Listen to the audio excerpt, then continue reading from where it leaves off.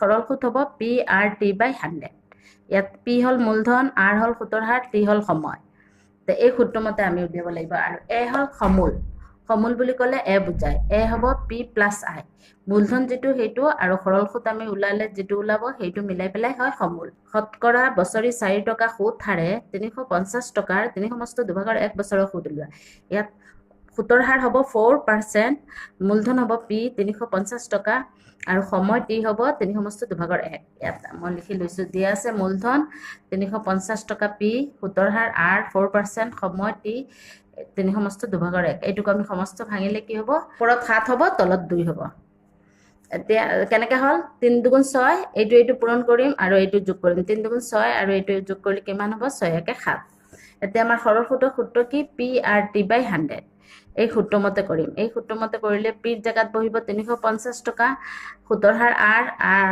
4 আৰু সময় কি হ'ব এইটো এতিয়া কি কৰিম আমি 2 দি 4 কাটিম 2 দি 4 কাটিলে দুবাৰ যাব এই 2 দি যদি এতে 0 কাটি দিলো এই 2 দি 10 কাটিলে 5 বাৰ 5 দি এইটো কাটিলে 7 বাৰ কিমান হ'ব 7 7 গুণ 49 টকা এইটো হ'ব সৰল সুত শতকৰা বছৰি 4 টকা সুতৰ হাৰে 600 টকাৰ 3 বছৰৰ সুত উলিওৱা আৰু সমূল কিমান হ'ব সুত আৰু সমূল দুইটা উলিয়াব দিছে ইয়াত কি হ'ব মূলধন হ'ব P 600 টকা সুতৰ হাৰ একে সুতৰ হাৰো 4 টকা সুতৰ হাৰে গতিকে সুতৰ হাৰ কি হ'ব 4% আৰু সময় T 3 বছৰ সৰল সুত I কি হ'ব PRT/100 P কিমান 600 টকা R হ'ল 4% আৰু সময় হ'ল 3/100 তে কাটাকাটি 0 কাটিলো আৰু এইকেইটা পূৰণ কৰিলে কিমান হয় 72 তে সমূল কি হ'ব সমূল A সমূল হ'ল কি P + I P + I হলে P কিমান 600 টকা আৰু I কিমান 72 এই দুটা যোগ কৰিলে 672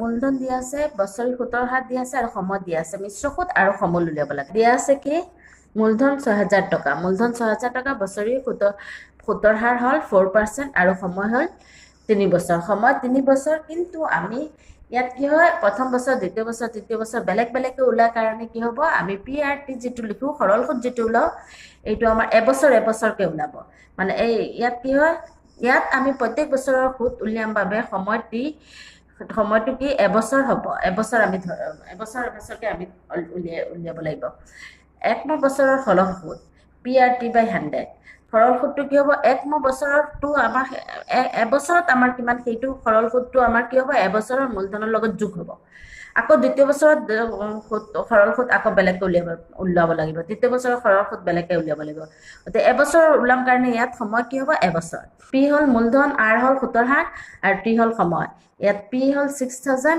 R হ'ল কি 4% আৰু T হ'ব কি এইটো হ'ব 1 ইয়াত কি হ'ব T 1 এতিয়া কি হ'ল ইয়াত সৰল সুত কিমান হ'ল 240 টকা এই 240 টকাটো আমাৰ কি হ'ব প্ৰথম বছৰৰ মূলত সমল হ'ব মূলধন যোগ সুত মূলধন 6000 আৰু সুত হ'ল 240 টকা গতিকে কিমান হ'ব 6240 টকা এইটো আমাৰ দ্বিতীয় বছৰৰ মূলধন হ'ব এই যেটো আমাৰ সমল উলাল এই সমলটো আমাৰ কি হ'ব দ্বিতীয় বছৰৰ মূলধন তাৰ মূলধনৰ লগত আমাৰ সুত যেটো এই দুইটা মিলাই পেলাই আমাৰ কি হ'ব দ্বিতীয় বছৰৰ মূলধন হ'ব দ্বিতীয় বছৰৰ মূলধনৰ ওপৰত আমি আকৌ কি কৰিব লাগিব দ্বিতীয় বছৰৰ সৰল সুত উলিয়াব লাগিব দ্বিতীয় বছৰৰ সৰল সুত হ'ব কি মূলধনটো চেঞ্জ হ'ব বাকিটো একেই থাকিব R সুতৰ হাৰটো একেই থাকিব সময় দ্বিতীয় বছৰৰ এবছৰৰ কাৰণে গতিকে সময়ও এক হ'ব গতিকে P এইটো মূলধন 6240 সময় * 4 * 1 এইটো এতিয়া 0 কাটি যাব আৰু 4 দি এইটো পূৰণ কৰিলে কি হয় 2496 আৰু তলত 10 এতিয়া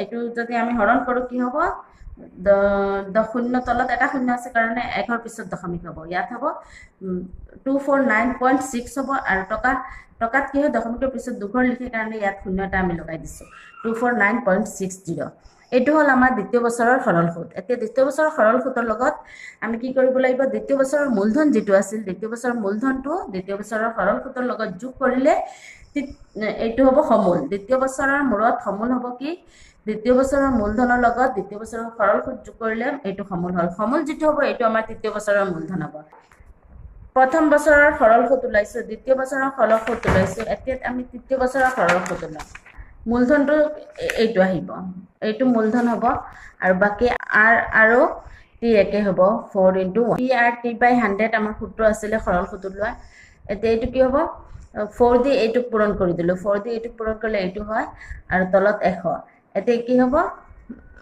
এতিয়া ইয়াত 2ৰ পিছত দশমিক আছে আৰু আমাৰ কি তলত 100টো উঠালে কি হ'ব আৰু 2 ইফালে আহিব গতিকে 4 পিছত দশমিক আহিব দশমিক ইয়াত হৈ যাব 4 হ'লে 0458408 এইটো পিছত যাব 0টো ইয়াত লিখিলেও হ'ব গতিকে কিমান হ'ব 259,259.584 এতিয়া টকাত হ'লে আমাৰ দশমিক পিছত 200 ৰাখিলে হয় কাৰণে 4টো বাদ দি দিছোঁ এতিয়া তৃতীয় বছৰৰ মূৰত সমূল হ'ব কি মূলধন যিটো এইটো হ'ল মূলধন আৰু এইটো হ'ল সুত এই দুইটা যোগ কৰিলে তৃতীয় বছৰৰ মূৰত সমূল হ'ব এইটো হ'ল এইটো হ'ল সমূল এতিয়া নিৰ্ণয় মিশ্ৰ সুত কি আছিল সমূল মাইনাছ আদিম মূলধন হ'ল আমাৰ প্ৰথম যিটো মূলধন আছিলে সেইটো এই প্ৰথম মূলধন আমাৰ কিমান দিয়া আছে মূলধন 6000 টকা এইটো আমাৰ হ'ব আদিম মূলধন এই সমূল যিটো এইটো হ'ল সমূল এই সমূলটোৰ পৰা একেবাৰে লাষ্টত তৃতীয় বছৰৰ মূৰত যিটো সমূল হ'ব এইটো আহিব ইয়াত আহিব মিশ্ৰ সুতত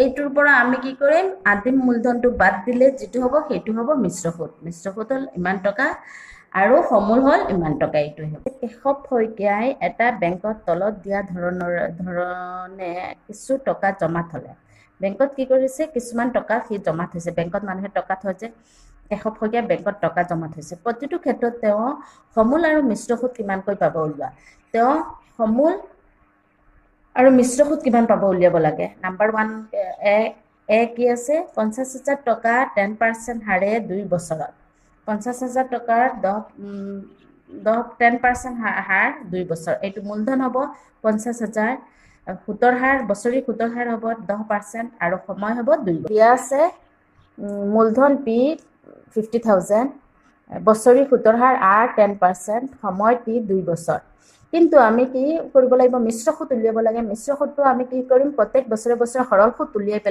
উলিয়াব লাগিব প্ৰত্যেক বছৰৰ সৰল সুত গতিকে এক বছৰৰ সৰল সুত উলিয়াম কাৰণে আমি ইয়াত সময় কি ধৰিম 1 ধৰিম কিন্তু আমি প্ৰত্যেক বছৰৰ সৰল সুত উলিয়াম বাবে সময় T 1 বছৰ হ'ব এবছৰকে প্ৰত্যেক বছৰৰ উলিয়াম কিন্তু কেই বছৰৰ উলিয়াম 2 বছৰৰ আমি 2 বছৰৰ কাৰণে থৈছে নহয় কাৰণে আমি 2 বছৰৰ উলিয়াম কিন্তু এইটো 2 বছৰটো আমি প্ৰত্যেকটো এবছৰকে এক্সট্ৰাকে উলিয়াব লাগিব গতিকে সময়টো আমি 1 ধৰিম 1 বছৰৰ সৰল সুত কি হ'ব PRT বাই 100 P কিমান 50,000 R কিমান 10% আৰু সময় কি হ'ব 1 এবছৰ এইটো আমি প্ৰথম বছৰৰ সুত উলিয়াম তাৰ মানে প্ৰথম এবছৰৰ আমাৰ সৰল সুত কিমান গতিকে সময় প্ৰথম এবছৰ গতিকে 1 বছৰ গতিকে সময় কি হ'ব 1 এতিয়া 0 কাটা যাব 0 কাটা যাব কিমান থাকিব 5,000 টকা এইটো কি হ'ব এই সুতটো আমাৰ মূলধনৰ লগত যোগ হৈ পেলাই সমূল হ'ব সমূল মানে কি সুতে আৰু মূল যিটো আমাৰ মূল টকাত যিটো কি বেংকত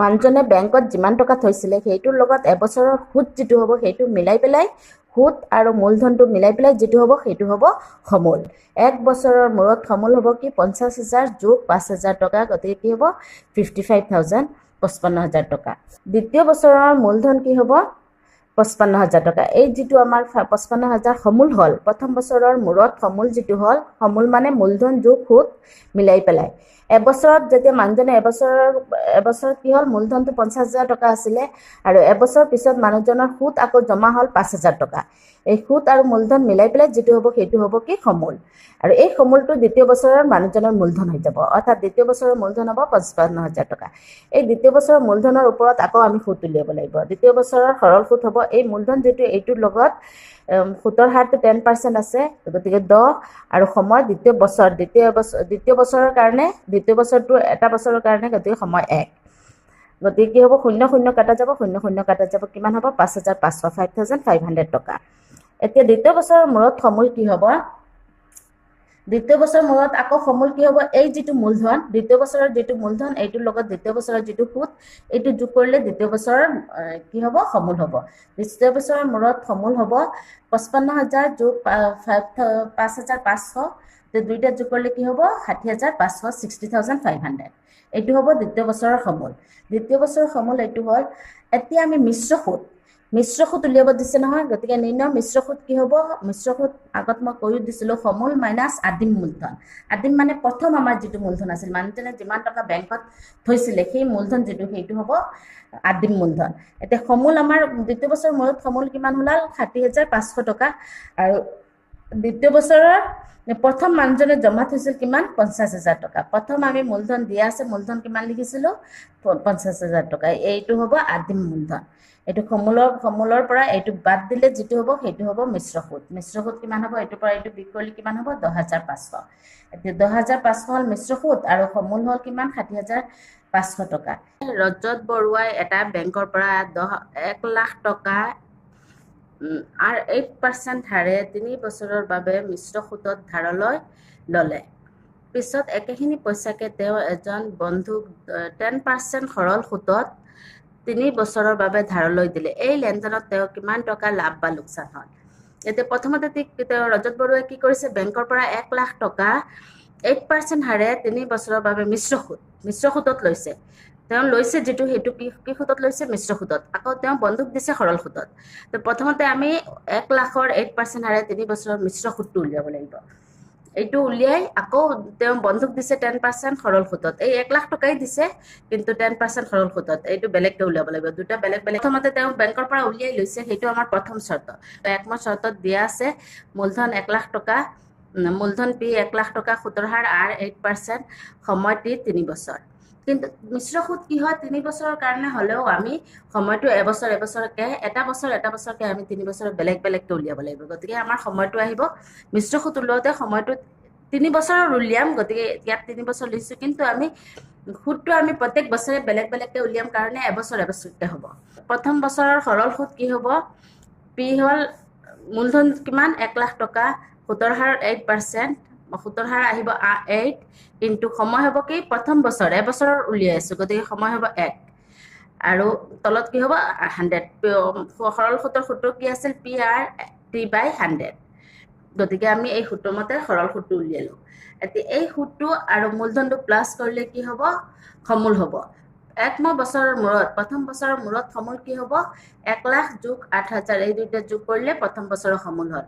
এই সমূলটো হ'ব দ্বিতীয় বছৰৰ মূলধন। গতিকে দ্বিতীয় বছৰৰ সৰল সুত ওলাওঁতে মূলধন, প্ৰথম বছৰৰ সৰল সুত ওলাওঁতে মূলধন 1 লাখ আছিল, দ্বিতীয় বছৰৰ সৰল সুত ওলাওঁতে এই সমূল যিটো হ'ল, এইটো হ'ল দ্বিতীয় বছৰৰ মূলধন, গতিকে এইটো হ'ব পি হ'ব দ্বিতীয় বছৰৰ সৰল সুত ওলাওঁতে। এইটো আৰু সুতৰ হাৰটো একে থাকিব, আৰু সময়টো আমাৰ দ্বিতীয় বছৰ এবছৰৰে ওলাম, গতিকে 1 হ'ব।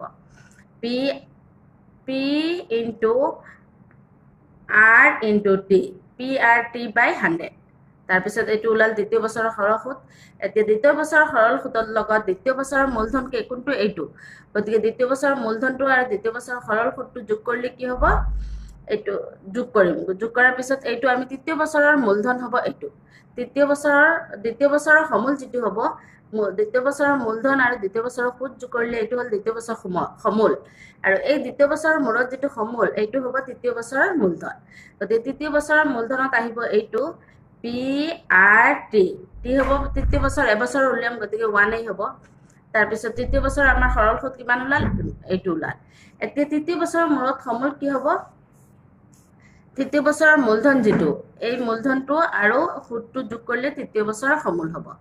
এতিয়া আমি মিশ্ৰ সুত কি হ'ব? মিশ্ৰ সুত হ'ব আমাৰ মূলধন যিটো আছিলে, মূলধন মিশ্ৰ সুত হ'ব এই তৃতীয় বছৰৰ মূৰত আমাৰ যিটো সমূল হ'ল, এই টকাটো বেংকক দিব লাগিব।